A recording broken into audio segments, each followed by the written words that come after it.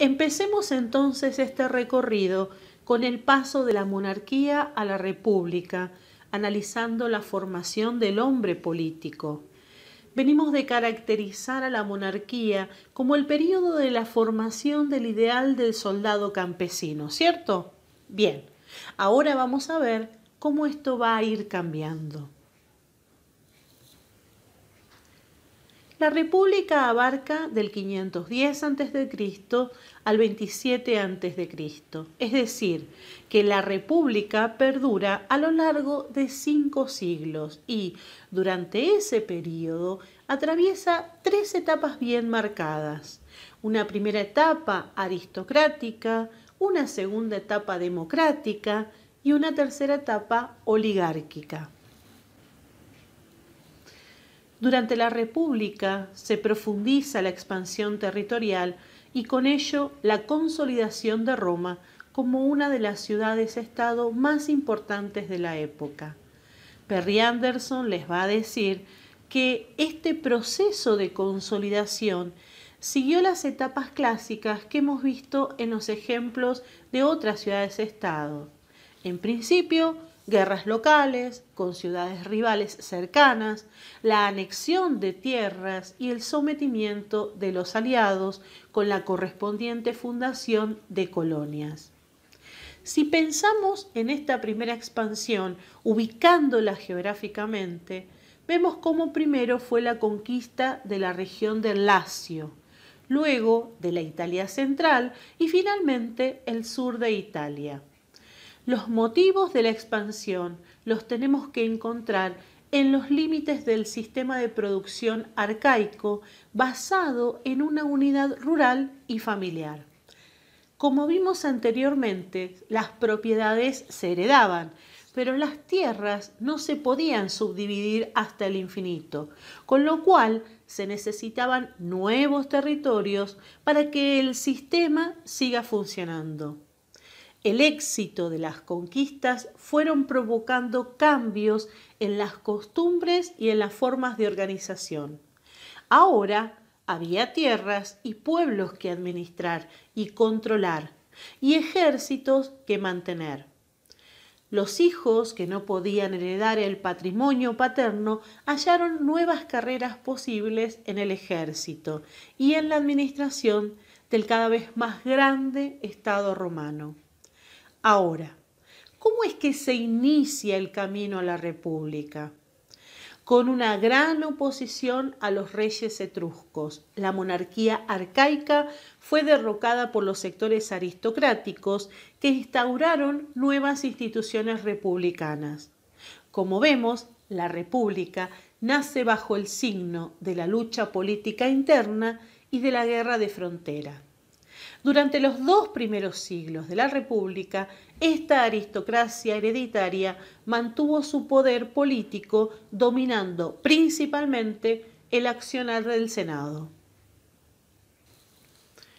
Entonces, pensando específicamente en las instituciones políticas, ¿cuáles son las instituciones republicanas en los primeros años de esta república aristocrática?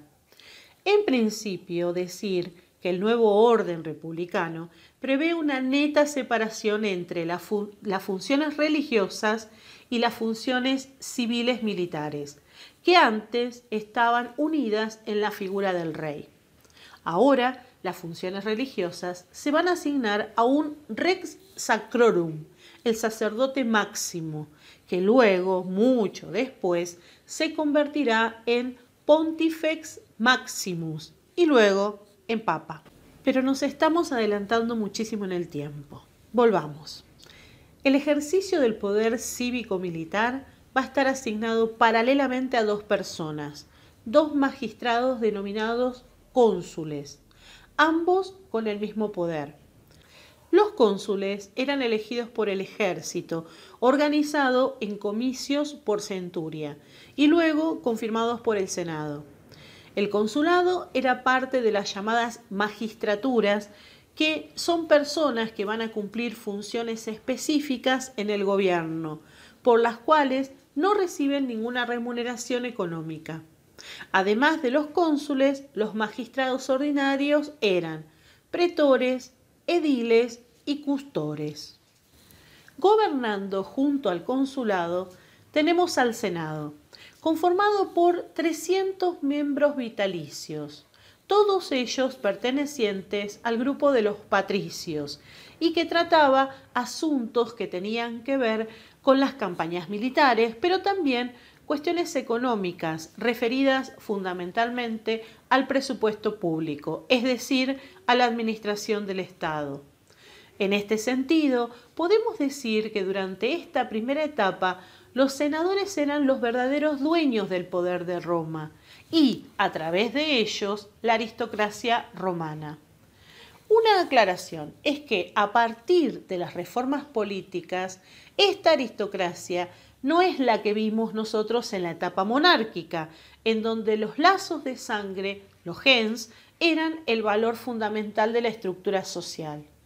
Ahora aparece un valor nuevo, la riqueza basada en la propiedad territorial, un criterio mucho más flexible que permitía la llegada al poder político de los ricos procedentes de los nuevos territorios que se van a ir conquistando.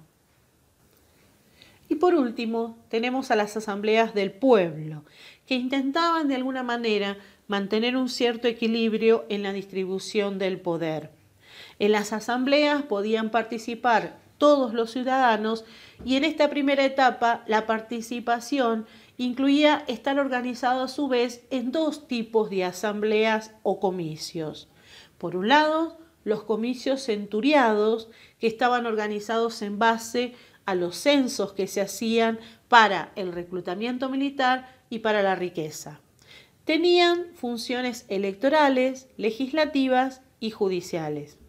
Y por el otro lado, tenemos los comicios curiados, que son los más antiguos y se organizaban en base a las curias, es decir, a las familias patricias. Estas asambleas cumplían solo funciones ceremoniales. Estas instituciones que acabamos de ver van a cambiar y complejizarse durante los 5 siglos que perduró la República. Y estos cambios van a tener que ver fundamentalmente con la relación siempre tensa entre patricios y plebeyos.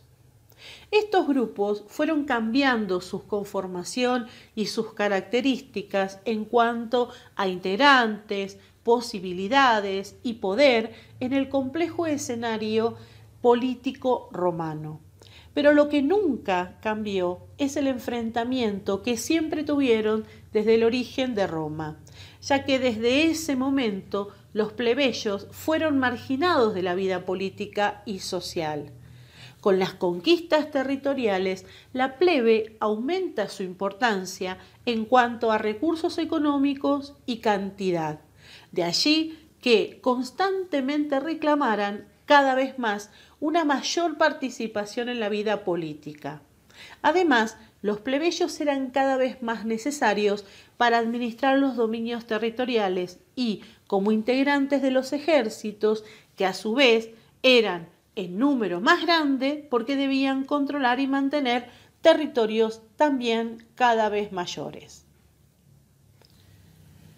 Una de las más importantes reformas que lograron los plebeyos fue en el 494 a.C., cuando se sancionó el fin de la esclavitud por deudas y, políticamente, consiguieron, por un lado, que un representante de la plebe oficiara como tribuno, es decir, una magistratura de la plebe.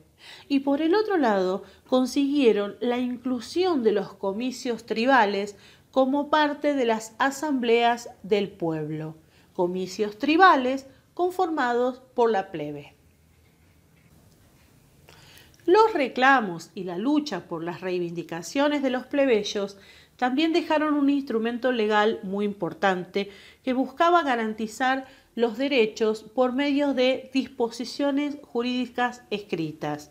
Estoy hablando de la Ley de las 12 Tablas, un código legal que se convirtió en el precedente de todo el derecho romano. Las tablas fueron colocadas en el foro romano para que todos las vieran y pudieran leerlas. Bowen nos dice que su contenido se convirtió en parte integrante del Mos Maiorum y aprendido de memoria quedó preservado en la tradición oral. A partir del siglo III, entonces, los grandes cambios tienen que ver con la incorporación de nuevos sujetos a la vida política. Es el mayor momento de armonía institucional en el cual el sistema de magistraturas se consolida ordenándose en forma jerárquica a través de la carrera de los honores. En ese orden jerárquico, las magistraturas principales eran las de los cónsules, seguidos por los pretores, los censores, los tribunos, los ediles y finalmente los cuestores. En el material bibliográfico ustedes van a encontrar un cuadro con las características de cada una de estas magistraturas. Más allá de todo este sistema complejo de organización política, el verdadero poder seguía estando en el Senado y por su medio en la aristocracia.